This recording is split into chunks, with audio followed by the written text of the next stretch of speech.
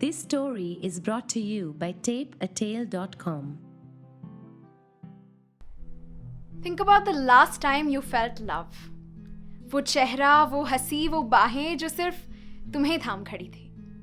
Being in love is beautiful. लेकिन अब अगर मैं आपसे अपना आखिरी हार्ट ब्रेक याद करने कहूँ, तो क्या आप तब भी मुस्कुराएंगे? उसका साथ छूटना, आपके दिल का टूटना, वो तन्हा रातें. प्यार के जाने के बाद आता है खालीपन, जो रहता है उसी दिल में जो कभी किसी और का घर था. ब्रेकअप के 1 साल बाद ये खालीपन अब मेरे लिए एक आरज़ू में बदल गया था. किसी को अपना कहने की आरज़ू, कोई ऐसा जिसे देखूं तो सूरज भी फीका लगे, जिसके बारे में अगर सोचूं तो हर काम फिजूल लगे. कोई ऐसा जिसे परवाह हो मेरी और देने के लिए हो थोड़ा वक्त भी, जो सुने मेरे दिल की धुन और सुनाए कुछ अपनी भी. मगर ना प्यार आसान है ना उसे पाना, और आजकल तो लोगों से मिलना भी कितना मुश्किल हो गया है. तो जब लगा कि अब कोई रास्ता नहीं बचा तो मैं गई अपनी रूममेट के पास. वो रूममेट जिसने पिछले 1 साल में मेरे ब्रेकअप का हर फेज देखा था. मेरा I am never leaving this bed again phase, I am never dating man again phase, binge watching Netflix and eating my feelings phase, और अब फाइनली ये listen, I think I am ready to date. Vishwa का पहला reaction था जोरों से हंसना. मन में टर्बुलेंस शुरू हुई ही थी कि उसके अगले सवाल ने क्रैश लैंडिंग कर दी. उसने पूछा, so who is the guy? अब इस सवाल का जवाब मेरे पास नहीं था, क्योंकि मैंने ये तो सोच लिया था कि डेट करना है, लेकिन ये नहीं पता था किसे. You know what you should do? Get on a dating app. Dating app? इससे पहले मैंने कभी डेटिंग ऐप यूज नहीं की थी.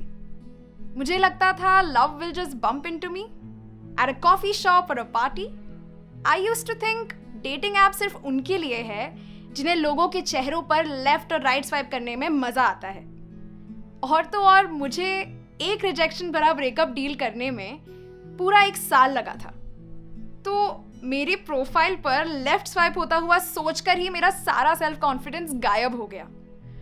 विश्वा को मेरे उतरे हुए चेहरे को देखकर ये बात समझ आ गई थी, पर उसने मुझे वही पुराना put yourself out there वाला लेक्चर नहीं दिया. She knew what love meant for me. तो उसने बस इतना कहा कि जिस प्यार का तुम्हें इंतजार है ना, वो प्यार भी कहीं तुम्हारा ही इंतजार कर रहा है. We all deserve love, Haley, and for you that love is in coming. We deserve love. Vishwa की ये बात मेरे मन में घर कर गई. मी, I deserve love. I do. शायद ब्रेकअप के बाद हमारी सबसे बड़ी कमजोरी यही होती है कि हम अब खुद को प्यार के लायक नहीं समझते. मगर ये सच नहीं. I guess all we really need is a real connection with real people. उस दिन विश्वा ने मेरा फोन लिया and she downloaded OkCupid. 1 हफ्ते में ही I spoke to 5 different people.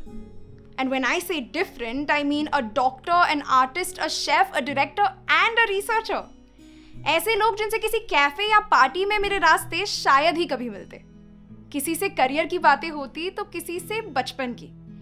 कोई फ्लर्टिंग से बाज नहीं आता तो किसी को मेरी तरह फ्लर्ट करना बिल्कुल नहीं आता था.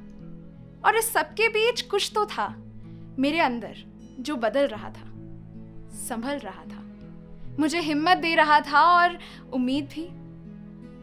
Finally, a month later, I took a leap of faith and went out on my first date. Think about the first time you met someone you like. That nervousness, that tingling sensation inside your chest, वो सब कुछ feel हो रहा था जो हर प्यार की शुरुआत में किसी को भी महसूस होता है. मैंने उसे सामने से चलकर आते देखा. Yellow T shirt and brown shoes, हाथ में वॉच और एक balloon. He bought me a balloon for our first movie date, just because once I said that I liked them. And in that moment I knew that I deserve love. And you know what? So do you. हमें हमेशा प्यार पाने की उम्मीद तो रहती है, लेकिन हम ये भूल जाते हैं कि उम्मीद करना ही प्यार के सफर का सबसे पहला कदम है. फिर वो उम्मीद खुद से हो या किसी और से.